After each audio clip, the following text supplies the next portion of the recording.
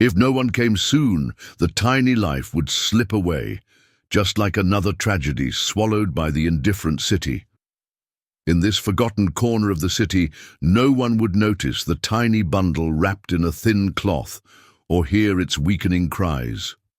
The city continued its relentless pace beyond the alley's entrance, headlights streaming past, occasional bursts of laughter from a nearby bar, the distant wail of an ambulance. Yet here, in this narrow passage between two abandoned buildings, time seemed suspended in a pocket of desperation. The rain intensified, droplets bouncing off concrete, seeping through the inadequate wrapping that surrounded the infant. The baby. It couldn't have been more than a day old, its skin pale and lips turning a concerning shade of blue. Tiny fingers curled into fists so small they could barely grip the edge of the tattered blanket someone had hastily wrapped around its fragile body. With each shallow breath, a small cloud formed in the cold air, growing fainter with every passing minute. A torn note lay soaked beside the bundle, the ink bleeding into an illegible blur of desperation and regret. Whatever explanation or plea had been written was now lost to the merciless rain. The sound of the baby's whimpers grew weaker, barely audible above the drumming of water against metal dumpsters and concrete. No one had witnessed the figure who had placed the child there hours earlier, shoulders hunched with the weight of an impossible decision, tears mingling with raindrops before disappearing into the night. Movement flickered at the edge of the alley as a scraggly orange tabby cat slipped between two garbage cans. Despite having only one eye, the other sealed shut by an old scar, the cat navigated the urban landscape with practiced precision. Its coat, once vibrant, had dulled from years on the streets, patches of fur missing where past fights had left their mark. The locals called her Cyclops, though no one claimed ownership. She was a fixture in the neighborhood, surviving on scraps and occasional handouts from the staff at Chen's noodle shop, who admired her persistence. Life had not been kind to Cyclops, abandoned as a kitten, losing an eye to infection, and now navigating a world that largely ignored her existence. Tonight, however, hunger drove her deeper into unfamiliar territory. The storm had driven away even the rats, leaving her stomach painfully empty. She paused, her remaining golden eyes scanning the shadows, ears twitching at every sound. The dumpster ahead might hold promise. Restaurant waste often meant scraps, worth investigating. As Cyclops crept forward, an unusual sound caught her attention, not the scurrying of potential prey or the threatening growl of another territorial animal. This sound was different, high-pitched and intermittent. Her whiskers twitched as she changed direction, moving cautiously toward the source. The cat's sensitive nose detected something foreign, yet somehow familiar, a scent that triggered distant memories from her own early days. Pushing past her, wariness. She approached the small bundle. The infant's whimper had grown so faint it was barely perceptible, but Cyclops's keen hearing caught it. She stood motionless, studying the strange creature with her one good eye. The baby's skin had taken on a bluish tinge, its movements growing more sluggish as hypothermia tightened its grip. For most strays, this would be the moment to move on, to continue the endless search for food and shelter. But something held. Cyclops in place, Cyclops' remaining eye dilated as she studied the small human. A lifetime of street survival had taught her caution around people. They were unpredictable, sometimes kind with scraps and gentle touches, other times cruel with kicks and thrown objects. But this tiny person was different, vulnerable in a way that stirred something deep within her. The cat took a tentative step back, conflicted. Her instincts pulled in opposite directions, self-preservation urging her to continue hunting for food, while something older, something maternal, compelled her to stay. Her whiskers twitched as rain soaked through her already damp fur. The storm was worsening, and shelter was scarce. A particularly violent shiver ran through the baby's body, its cry now barely audible. Cyclops tilted her head, memories surfacing, from long ago. Warm milk, the press of siblings against her side, the protective presence of her mother before the world turned cold and harsh. She remembered being small, vulnerable, alone. Lightning flashed, illuminating the scene in stark white before plunging back into shadow. In that brief moment of clarity, Cyclops made her decision. With delicate precision, she approached the bundle and gently pressed her body against it. The baby's skin felt dangerously cold against her fur. Cyclops circled the infant once, twice, assessing. Then, with surprising strength for her small frame, she began pushing her head beneath the edge of the blanket, working to create a tighter cocoon around the child. Each movement was deliberate, instinctual. She positioned herself against the baby's side, her body a small furnace of warmth against the encroaching cold. The one-eyed cat began to purr, a rusty sound she rarely used anymore. The vibrations, creating additional warmth as she pressed closer. Her own comfort meant nothing now. Something greater had taken hold. The rain continued its assault, but Cyclops remained steadfast, her small body the only barrier between the infant and the merciless elements. Minutes passed as Cyclops maintained her protective position beside the infant. Her rough tongue occasionally brushed against the baby's cheek, an instinctive action meant to stimulate circulation. The child stirred slightly at each contact, but its responses were growing weaker. Though the cat's body provided some warmth, it wasn't enough against the relentless autumn chill and the baby's already compromised condition. The infant's breathing had become irregular, shallow gasps followed by frightening pauses. Cyclops sensed something was deeply wrong. She shifted position, pressing closer, her purring intensifying as if trying to infuse life through sound and vibration alone. But the baby's skin remained cold, its movements increasingly feeble.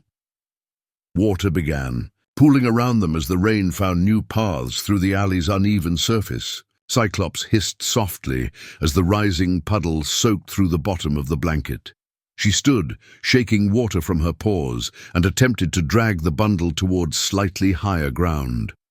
The fabric caught on rough concrete, refusing to move. Despite her determined efforts, a gust of wind drove rain sideways into the alley, drenching both cat and child. Cyclops arched her back against the onslaught, positioning herself as a shield, but she was too small, too inadequate against the storm's fury. The reality was becoming clear.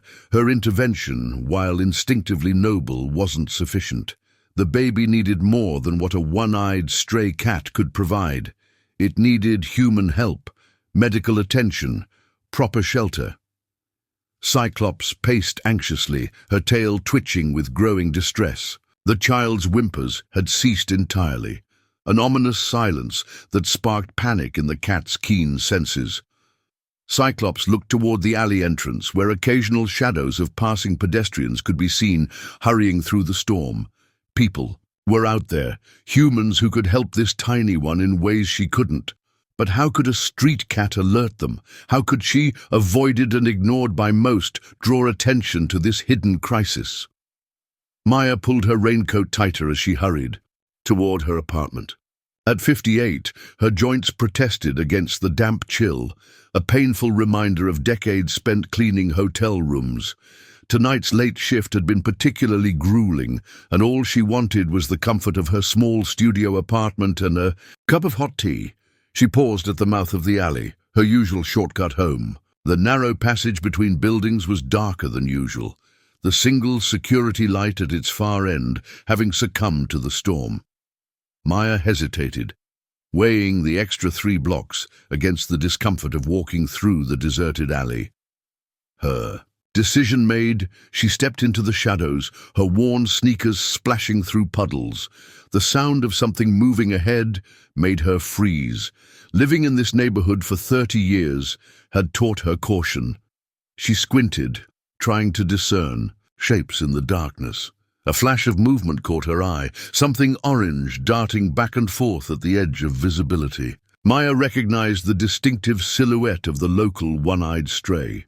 "Just Cyclops," she murmured, relief evident in her voice.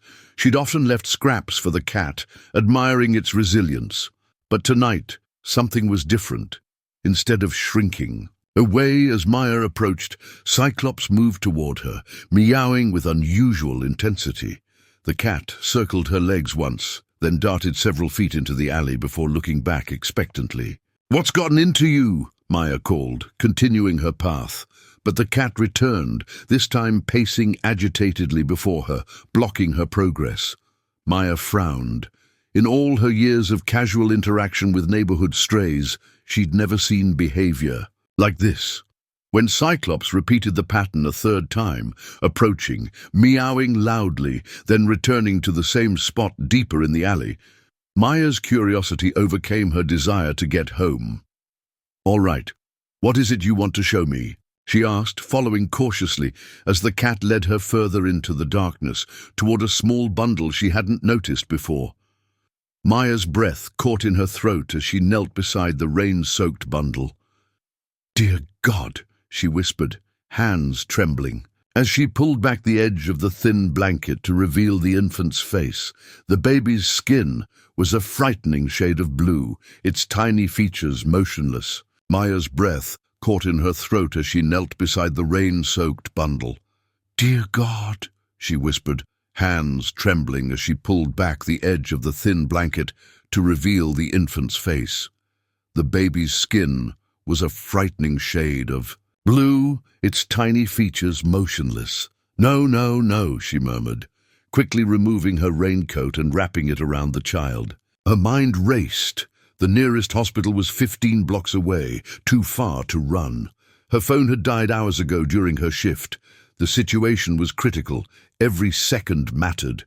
Cyclops paced anxiously beside her, meowing insistently as if understanding the gravity of the moment. The cat pressed against the bundle, still trying to provide what little warmth she could. "Good girl," Maya said absently to the cat as she made her decision. Scooping the baby into her arms, she turned toward the street. "Fernando's bodega is 3 blocks away. He'll have a phone."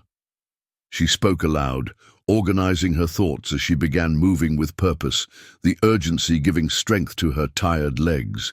Rain pelted them as Maya hurried, one hand cradling the infant's head against her chest, the other holding the makeshift wrapping tight. "Stay with me, little one," she pleaded, feeling for any response. A faint movement against her palm sent relief flooding through her. There was still time. To Maya's astonishment, Cyclops followed, keeping pace despite the downpour that plastered her fur against her small frame. The cat darted ahead at intersections, as if checking for danger, then circled back, never straying far from the precious cargo Maya carried.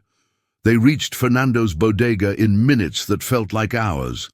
Maya burst through the door, startling the shopkeeper who was preparing to close. "Call 911!" she gasped, her voice breaking with urgency. "A baby, abandoned, hypothermia!" The words tumbled out between labored breaths as she gently laid the bundle on the counter. Fluorescent lights cast a sterile glow across the hospital waiting room. Maya sat hunched in an uncomfortable plastic chair, her clothes still damp, hands wrapped around a paper cup of lukewarm coffee. The events of the past few hours played on repeat in her mind. The ambulance arriving at Fernando's bodega, paramedics working with practiced efficiency, the rush to Seattle Memorial Hospital. She'd been allowed to ride along, watching with her heart in her throat as they worked to stabilize the infant's temperature. Now, 3 hours later, she waited for news, unable to leave without knowing if the child would survive. "Ms. Rodriguez." Maya looked up to see a doctor approaching, her expression unreadable.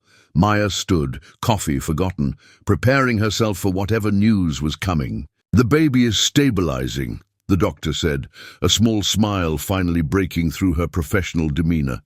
It was close. Severe hypothermia, early stages of pneumonia, malnutrition. But infants are remarkably resilient. Another hour out. She didn't finish the sentence. She didn't need to. "Can I see her?" Maya asked, surprising herself with the request. The doctor nodded, leading her through double doors and down a corridor to the neonatal intensive care unit.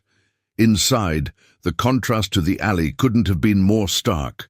Warm, clean, safe. In a clear bassinet, surrounded by monitoring equipment, lay the tiny girl, now pink instead of blue, wrapped in proper blankets, with a small knitted cap covering her head. "It's quite extraordinary," the doctor commented, as they watched the steady rise and fall of the baby's chest. "The paramedics mentioned you found her with a stray cat, trying to keep her warm?" Maya nodded. "One-eyed orange tabby, wouldn't leave her side, actually led me to her." "Well," the doctor said, checking the monitors, "that cat bought her crucial minutes. Without that extra warmth, even minimal as it was." She shook her head. "Some might call it a miracle." Through the window, a social worker stood talking with police officers, clipboards in hand. The machinery of the system was already in motion, determining what would happen next for this tiny survivor. In the quiet of the hospital room, Maya found herself lost in thought as she watched the sleeping infant. A nurse had kindly brought her a chair, assuming she was family, an assumption Maya hadn't corrected. Something about this child, this situation, had awakened memories she'd kept carefully buried for decades. 27 years ago, Maya had been the one making an impossible choice. 19, alone in a new country with no support, working 3 jobs and barely surviving, she had given birth to a daughter she couldn't keep. The adoption had been closed, the hardest decision of her life, but one she believed gave her child the best chance. She had moved forward, building a life of quiet dignity through hard work and resilience. But not a day passed without thoughts of the daughter she'd never know, wondering where she was, if she was happy, if she was loved. The hole in her heart had never truly healed. A social worker entered, clipboard in hand, startling Maya from her reverie. "Ms. Rodriguez, I'm Grace Winters from Child Protective Services. The officers mentioned you were the one who found the baby." Maya nodded, clearing her throat. "Yes, well, actually, it was the cat who found her first." Grace sat down, her expression softening. "We're trying to locate the mother. The note was too damaged to read, but we're checking nearby shelters and hospitals." "What will happen to her?" Maya asked quietly. "She'll be placed in emergency foster care once she's medically cleared. Then, depending on the circumstances, with the biological mother." Grace trailed off, the implication clear. Maya's hands tightened in her lap. She thought of all the nights she'd returned to an empty apartment, the solitary meals, the quiet holidays. She'd made peace with her choices long ago, but sitting here now, she felt something shifting inside her. A door opening to possibilities she'd never considered. "I was a mother once," Maya said suddenly, the words surprising even her. "I gave my baby up. I didn't abandon her in an alley. I made sure she went to a good home. But I've always wondered." Fernando Reyes, the bodega owner, didn't typically post on social media, but the events he'd witnessed demanded sharing. His brief video of the soaking wet, one-eyed cat pacing anxiously beside the counter while paramedics worked on the infant went viral overnight. By morning, G, Cyclops, the cat, and Ali Miracle were trending across platforms. Local news stations picked up the story, captivated by the unlikely hero. A stray cat that most people would cross the street to avoid had somehow known to find help. For an abandoned baby. The Seattle Times ran a front-page headline, "One-eyed stray saves newborn, animal's instinct leads to miracle rescue." Reporters gathered outside Seattle Memorial Hospital, eager for updates on both the infant and the heroic cat. Animal welfare organizations began receiving calls from people across the city offering to adopt Cyclops, while others donated to a hastily established fund for the baby's medical expenses. Chen's Noodle Shop, where Cyclops had been an occasional visitor, became an impromptu gathering place for community members touched by the story. The owner set out a donation jar that filled repeatedly throughout the day. "That cat always had good heart," he told reporters. "Always gentle, even when hungry. Now everyone sees what I see for years." The city's animal control units received dozens of tips about Cyclops' whereabouts as residents reported orange tabby sightings across the neighborhood.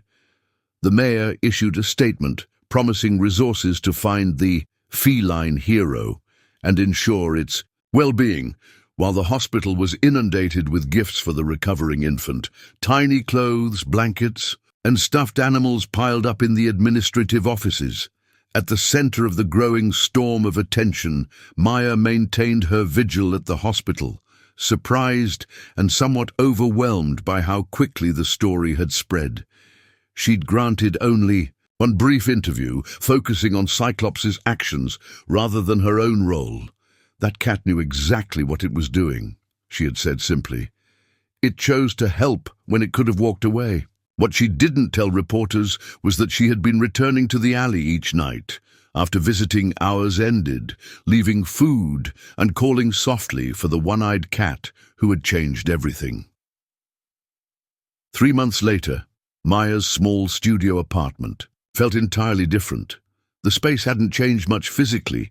The same worn furniture occupied the same positions, the same faded curtains hung in the windows. But the energy inside had transformed completely. In the corner next to her bed sat a bassinet, a mobile of colorful stars hanging above it. Across the room, a cat bed was positioned near the heating vent, its occupant curled into an orange ball, one golden eye occasionally opening to survey the domain she now called home. The decision to become a foster parent hadn't been easy. At 58, Maya had worried about her age, her modest resources, her long work hours, but something about this situation felt like destiny, a second chance she never expected. With recommendations from Grace Winters and community support, she had been approved as an emergency placement for the baby, now officially named Esperanza. Hope. Cyclops had been harder to find. For 2 weeks after the rescue, the cat had vanished from her usual haunts. Then one rainy evening, as Maya returned from her shift, she discovered the orange tabby waiting outside her apartment building's entrance. The reunion had felt like the closing of a circle. On the refrigerator, held by magnets, was an article from the Seattle Times showing a photo of all 3 of them, Maya, Esperanza, and Cyclops, at the community fundraiser that had helped cover initial expenses and allowed Maya to reduce her work hours. The headline read, "Found Family, Heroic Cat Joins Rescuer and Baby in Heartwarming Turn." Maya's phone rang, her daughter calling from across the country. Not Esperanza, but her firstborn, Catherine, who had found Maya through the news coverage and the DNA registry she'd joined years ago. The miracle in the alley had triggered a cascade of reconnections, bringing together lives that had once been separated.